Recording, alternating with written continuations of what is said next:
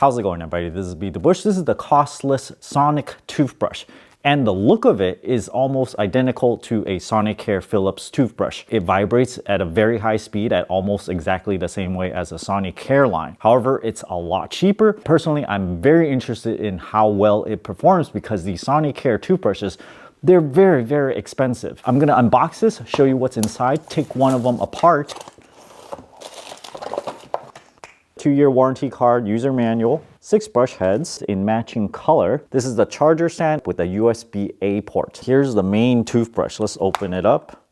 It's great that it comes with its own case. Notice on the ends there are breathing holes because your toothbrush is gonna be slightly damp sometimes. The look of this is very similar to a Philips Sonicare line with the 5 LEDs here indicating which mode you're in. The end is a little bit different. Let's just put the toothbrush on here first and let's turn it on. It's very strong, actually, stronger than I expected. Let's change the mode. Clean, gum care, white, sensitive, refresh.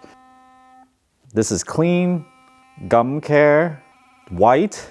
It seems like it agitates it a little bit more. Sensitive, which is a little bit more muted, and then refresh. The bottom says IPX7, the first number, which is an X. It's a designation for solids and dust ingress. The 7 is actually a very high rating for waterproofing. It can withstand of submersion in water for 30 minutes up to 1 meter in depth. The bottom of the stand does not have any rubber feet, so when you put it on some surface, it tends to slide around a little bit. So this might be something you can add yourself. When you put the toothbrush on top of the stand, it turns green. The Philips Sonicare one would kind of vibrate 2 times to indicate that it's charging. So this one doesn't actually do that. It just turns green. Let's see if we can turn it on while it's charging. Nope, it doesn't allow you to. So when you take it off, then you can turn it on.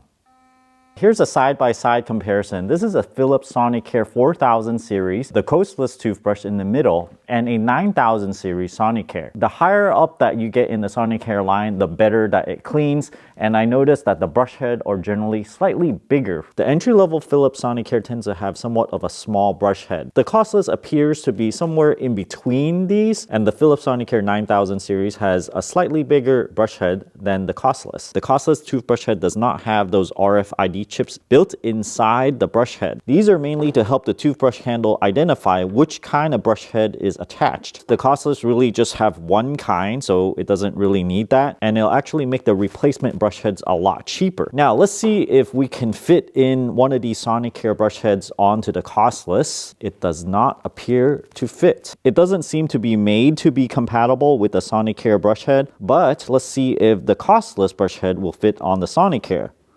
Nope, it won't fit either because it's a little bit longer than the Coslus pin. The Coslus weighs in at 3.05 ounces. The Philips 9000 series weighs in a little bit heavier at 4.3 ounces. And the entry-level Sonicare weighs in at 3.35 ounces. So it appears to be more comparable in terms of weight to the 4000 series Sonicare. You can put in your toothbrush just like so. The toothbrush head up here, and one of the brush heads that's sealed.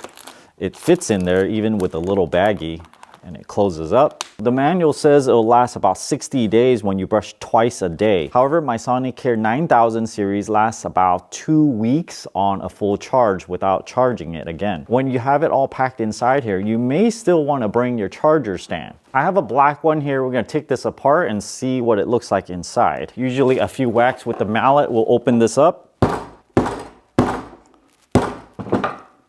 Oh, there we go. You can just pull the plug end right off. There's a coil here for inductive charging, and it appears to be kind of stuck in there. You look in there, there's a little tab. It looks like I can just pull up on that. The whole assembly is locked in there with 2 little tabs, which is kind of like a neat way to hold it in there. Now I can just kind of push on this end, and the whole thing comes out.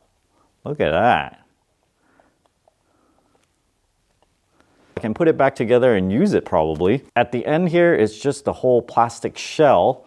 So it's sealed over here, and let's take a look at how it seals up here. I can feel there's a little bit of silicone grease in there. And if I just pull this piece off, it seems to be kind of pinched together in there to keep water from going in. It's not just one loop around. There looks to be about 10 loops all the way around that's clenching this little rubber seal. So when you flip it over like that, water is always gonna try to get in over there. So that seal is fairly good. Hopefully no water actually goes into the electronics. So that's the whole point here. The diameter of this motor is almost the width of the entire brush handle. There's a lithium ion battery in here and all the circuitry with LEDs and the button here, the intelligence with an IC chip here. There are 2 wires that goes to the motor. It's just soldered in right here, and the battery is just held in right here. With the Coslus, I can probably tell right away what the difference is. And here we go.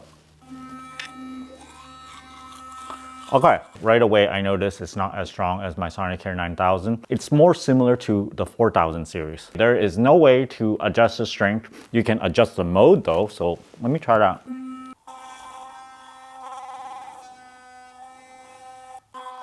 With the Philips Sonicare 4000 series, if you turn it on and you press it again really quick, it'll change the strength. There's a low and then there's a high. With the Coslus, there's only one mode. When you turn it on, to me, it feels like the lower strength mode in the Sonicare 4000 series, and there's no way to change the strength. If you press it again really quick, it's just gonna change the mode, which is just a different way of vibration. It doesn't increase the strength. So I think if you're okay with the lower strength or you have sensitive gums, then it might be okay to go with the Coslus, especially since it's much cheaper. However, if you prefer a stronger brush, you might want to go with the Sonicare. If you want an even stronger brush and a wider coverage on top of that, you're gonna have to go with the Sonicare 9000 series, but this is so much more expensive than the Coslus. This is over $300 for this one. If you guys are interested in getting this Coslus toothbrush, check out my affiliate link down in the video description below. Thanks for watching this video. Until next time.